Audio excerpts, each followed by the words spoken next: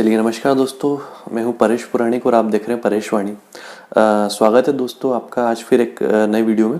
आज भी मैं आपके लिए एक इम्पोर्टेंट वीडियो लेके आया हूं जिसमें हम कुछ एक फ्रेश टॉपिक के ऊपर बात करने वाले हैं। और वो टॉपिक ये है कि यदि आप पढ़ाई के सिलसिले में किसी दूसरी सिटी में जा रहे हैं या फिर जॉब आपका किसी नई सिटी में लगा है, वहाँ पर आप जा रहे हैं और या फिर यदि आप ऑलरेडी किसी सिटी में रह रहे हैं, जॉब कर रहे हैं, पढ़ाई कर रहे हैं, और यदि आप फ्लैट चेंज करने का या रूम जो आप जहाँ पर भी आप रेंट से रह रहे हैं किराए से, और यदि आप कोई नया किराए से घर ढूंढ रहे हैं, तो किन किन बातों का आपको ध्यान रखना चाहिए।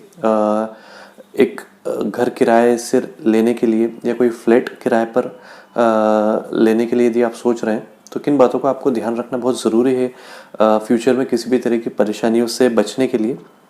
आज हम उन पॉइंट्स के ऊपर बात करने वाले हैं। बहुत ही मीनिंगफुल वीडियो है। बहुत ही शॉर्ट और स्वीट मैनर में हम सारे इंपॉर्टेंट पॉइंट्स को डिस्कस करने वाले हैं, जिसकी एक मैंने छोटी सी चेकलिस्ट बना ली। फटाफट उनको डिस्कस कर लेते हैं। तो दोस्तों, यदि आप बाहर जा रहे हैं और किराए से रहने वाले हैं, कोई फ्लैट लेकर या रूम लेकर, तो आपको इन बातों का ध्यान रखना बहुत ज़रूरी है। सबसे पहले तो आप जो भी फ्लैट आपको पसंद आया है, एक बार पर्सनली जाके फिजिकल वेरिफिकेशन कर लें कि जो जो ज़रूरी बातें आप एक घर के अंदर चाहते हैं या फ्लैट के अंदर चाहते हैं, वो वहाँ पर है या नहीं।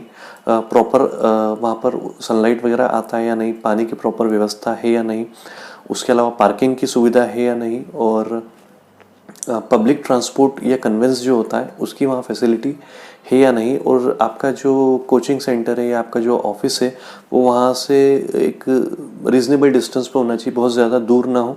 ये सब चीज़ें आप देख लीजिए। फिर जब आप फिज़िकल वेरिफिकेशन करते हैं उस फ्लैट का या उस रूम का, तो वहाँ पर प्लम्बिंग की सुविधा, सैनिटरी की सुविधा, इलेक्ट्रिकल फिटिंग्स वगैरह सब प्रॉपर है या नहीं, ये पर्सनली आप जाके एक बार देख लें।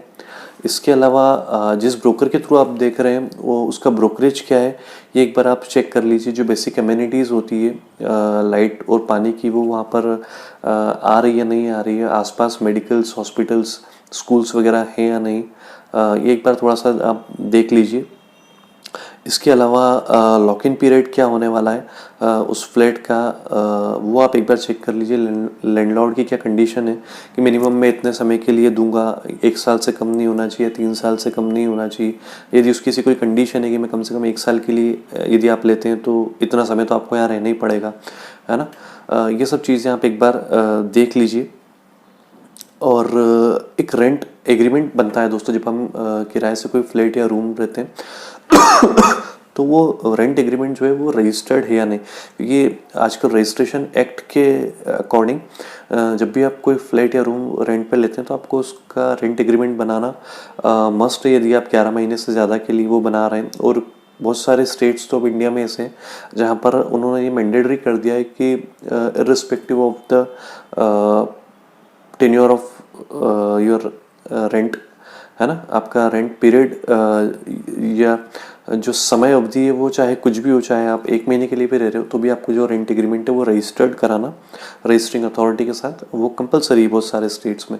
तो जब आप रेंट एग्रीमेंट बनाएं तो उसमें आपको कुछ चीज़ों का ध्यान रखना भी बहुत ज़रूरी है। वो चीज़ें क्या है कि आपका जो रेंट पीरियड है वो किस तारीख से शुरू होगा, किस तारीख पे ख़त्म होगा, ये उसमें क्लियरली मेंशन करना ज़रूरी है। उसके बाद आपका रेंट का अमाउंट क्या होगा, है ना, वो कितना फ्रीक्वेंसी में आपको उसको लैंडलॉर्ड को पे करना है, ये भी क्लियरली आप रेंट एग्रीमेंट में डिस्क्राइब करना बिल्कुल मत भूलिए, अदरवाइज लिटिगेशंस आगे चलकर हो सकते हैं।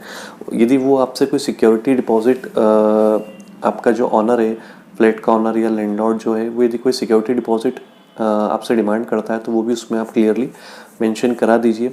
और कितने समय बाद आपका जो रेंट है उसमें वो हाइक करेगा और कितने अमाउंट से करेगा या कितना परसेंटेज से करेगा, वो भी उसमें आप क्लियरली मेंशन करवा दीजिए।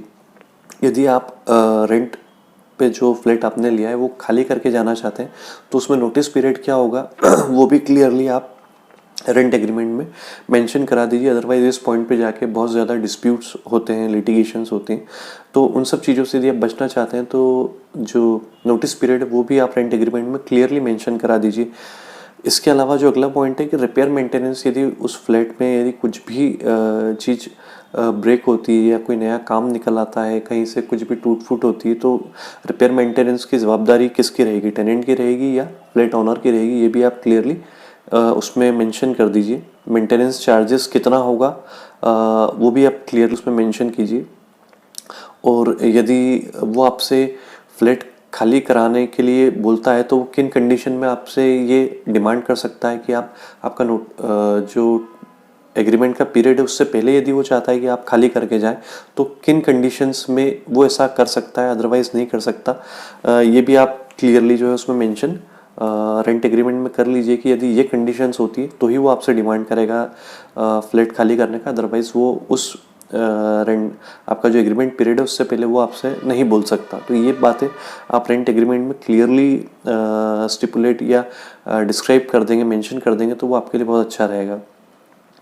इसके अलावा जो आपका प्रोविज़न ऑफ लाइट और वाटर है, पानी वो क्या किस हिसाब से पानी वो आपको प्रोवाइड करेगा, लाइट का बिल कौन भरेगा, कितना भरेगा, उसका मीटर वगैरह सब मीटर है या नहीं, ये सब चीज़ें आप क्लियरली जो बेसिक एमिनिटीज़ हैं उसकी वो क्या उसका प्रोवाइड करने का तरीका है, ये भी आप आपके रेंट एग्रीमेंट में मेंशन कर देंगे, तो बहुत सारी परेशानियों से आप बच जाएंगे। तो ये मोटा मोटा एक चेकलिस्ट है जिन जिन बातों का आपको ध्यान रखना बहुत ज़रूरी है यदि आप रेंट पे कोई घर ले रहे हैं या फ्लैट ले रहे हैं।